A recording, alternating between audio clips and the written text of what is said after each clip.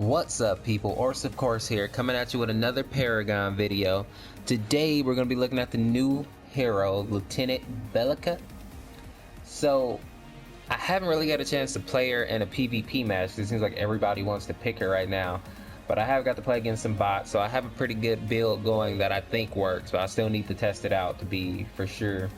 But as of now, this is what I'm going to be running with her. So take a look at it, take it with a grain of salt, whatever. This is what I got so far. So I'm going to run it with the Archmagus, the 65 energy damage, 100 damage bonus when you get that prime orb. She's an energy, well, she's a caster slash support, I think. A lot of people were saying that she was going to be a carry, but she's definitely a support caster. So I'm going to run the Archmagus. So for her consumables, I have the Chrono Tonic. I replaced that for the health potion, so it gives me 6 health regen, 7.5 cooldown reduction. Cooldown's a big thing with this character. I think cooldowns is what makes her powerful, so I want to go ahead and get this card here so I can get that cooldown a little bit early. The Scout's Ward, she has no escape. She has a stun, but it's like the phase little branch thing. It shoots in a straight line, so if you miss that shot, or if the person, you know, is very savvy and they get around it, you know, you don't really have an escape. So I use this. Granted, she does have good zoning, but if the person's full of health, they're not going to run away from like your void bomb. They're just going to jump on you. So keep your vision. And then I got the Shepherd's Vow. Now that's 2.5 mana regen to self, and then 10 health regen to nearby allies. So I keep this because I play her support, so I'm assuming I'll be running with a carry, hopefully. Maybe another support class like a tank, but if I ideal to run like a Murdoch or a Sparrow or something. So I want to keep this. I keep whoever's running with me topped off though, whoever that may be, because it works for all my teammates. Now you can put some more consumables in here, like I might throw another health potion or a mana potion in there just to get more, because early game you do run out of mana fairly easy if you're not because that we'll go over a moveset, we'll talk about it, but so early game you can throw a mana potion in there. So when we get into our actual deck proper, this is what I'm rocking so far. So let's start at the top. So I went with the Amp Crystal, the 6.5 energy damage, 75 mana, fully upgraded, get 150 mana. I equipped that with a major cast and 2 minor casts. I go this because I want her to have a decent mana pool. She has some abilities that helps with mana, but even still, you want to have a little bit of it because that drone is destroyable. So I keep this on there, get some good damage and a little bit of mana to help me out.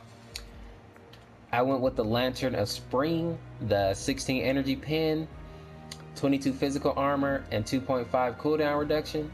I did that with a minor shock. So I do play her, she's support, but she deals a decent amount of damage, so I wanted to make sure she had the basic energy pin down. So I went ahead and got her 32 energy pin. Then I went with a Chrono, and then a Celestial Guard. I think if she does get into trouble, it'll be with melee champions. I kind of see her like a Sparrow, even though she has more utility than Sparrow, but she doesn't have an escape. So I went ahead and beefed her up with some physical defense. And the cooldown, as I said before. So right now you got 10% cooldown reduction. I went with the Sage Ward. I'll reiterate, I think that vision is big on this character. You want to be able to see where the enemy's coming from. You don't want to get caught unaware. A big thing with Lieutenant so far is, you know, she can really change the tide of a battle, but you have to see the enemies coming. If they jump on her, I think she's going to be done for. I don't see her getting out of that. You know, she gets jumped by like Fang and Chimera, it's a wrap. So I would make sure to keep your vision up. So I did this with with a major cast and a health potion, or a health, 200 health. So in this guy right here, 6.5 energy damage, 100 health. Important part though, you get the Shadow Wards, get that vision, 6.5 energy damage once you fully upgrade it. So right there, give her extra 300 health, make her a little, you know, a little tankier, I guess. Then I went with the Soulless Reactor. Now you can swap this out with another Amp Crystal if you want. I just went for the mana regen, that little bit of mana regen. But I might play around with these cards a little bit. I wasn't sure which one I wanted, so I just went with this one. So for now though, we're gonna go with a major cast and 2 casts, and I'm gonna play around with it a little bit more, see how it works. 6.5 energy damage, 0.3 mana regen, and then 13 energy damage once you fully max it out. Now, this card right here is optional, the Staff of Animate. You can switch this out for the Solar Reactor if you want.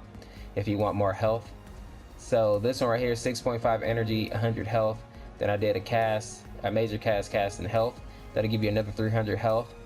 I might play around with this card over the solar reactor, go with that health over the extra damage. But like I say, we'll see. She's still early on, we gotta see what works best. Now this is the cream of the crop right here as far as her deck goes. This is what I really like having in there, is this Etherweave Mesh. So 22 energy armor, 2.5 cooldown, and then 7.5 cooldown reduction. Now that's 10 cooldown reduction right there. So right now we're sitting at 20%. I'll put a 5% chrono on there, so we're sitting at 25, and then the 2 barriers. So right now she has a pretty high physical armor, and with this, her energy armor will be up there as well. So not over the top, but a decent amount. Let you take a couple more hits. And then the quantum casing. Now this one is more physical armor. I did that with 2 guards and a chrono.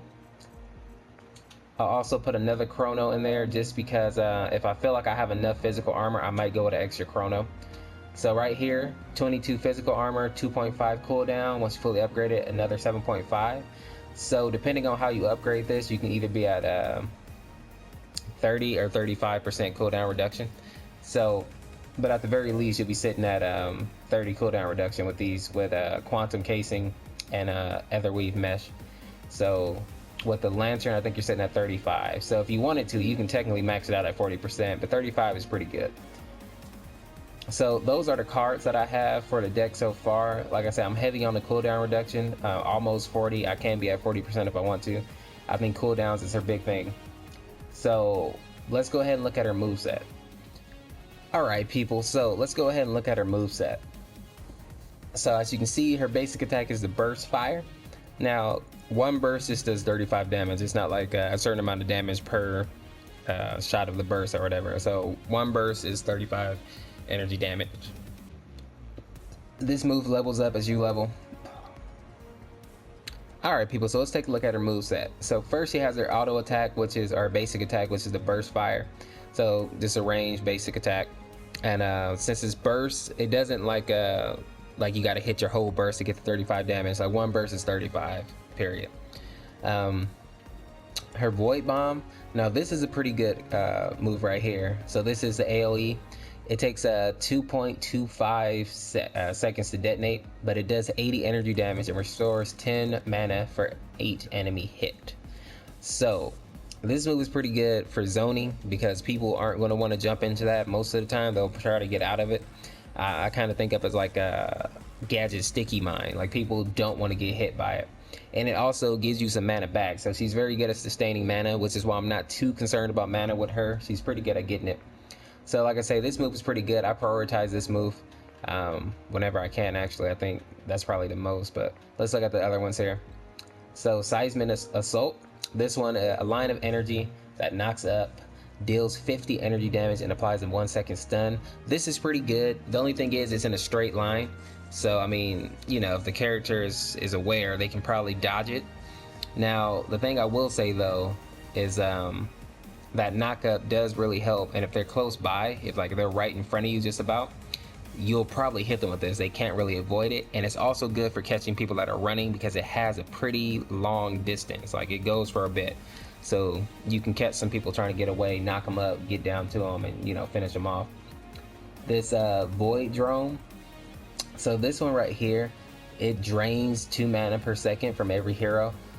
So the drone will attack enemies in the zone whenever they use an ability, dealing 80 energy damage, which is good. The only thing is they can destroy it, so try to put it in a place where they can't reach it, or at least the melee champions, or try to put it like behind the enemies, get them when they're unaware. That way it can actually do some damage, because if they see it, they're usually going to go ahead and take it out, kind of like Iggy's turrets, just that, you know, it's a little easier to kill if you're auto attacking. So, and here's her ultimate here. So deals 125 energy damage plus an additional 0.75 energy damage per point of target's missing mana. So now this is devastating. When I was playing against the Gideons in the little bot match, when they would do their ult, you know, their mana is usually below half, and I would just, you know, pretty much, this would destroy them. You know, if they were at half health, they would be gone. So this move is very, very powerful. Now, it isn't like Murdoch's though, just a little tip here. It doesn't like shoot through anything, hit anybody. So you have to be in a certain range, at least from what I noticed. So keep that in mind. You're not just going to be shooting people across the map from what I see, you know. So now, as far as leveling up, I say prioritize this, your ultimate. And then I usually go with the Void Bomb. Then I would go with the Seismic Assault, and then your Void Drone last. Now you can change that up a little bit. Some people might know a great place to throw that Void Drone to make it more useful, but this Void Bomb has definitely been the thing that's been dealing a lot of damage for me, so I like that. So people, that's what I have for you today so far with Lieutenant Belica. As I play her more and start getting used to her, I might come up with a different build for her, maybe one that's more heavy damage, because this one's more damage support. So let me know what you think. If you liked the video, make sure to drop a like, share it out, subscribe for more content in the future. And people, this is Orseofkorse. Thanks for watching. We'll see you in the next video.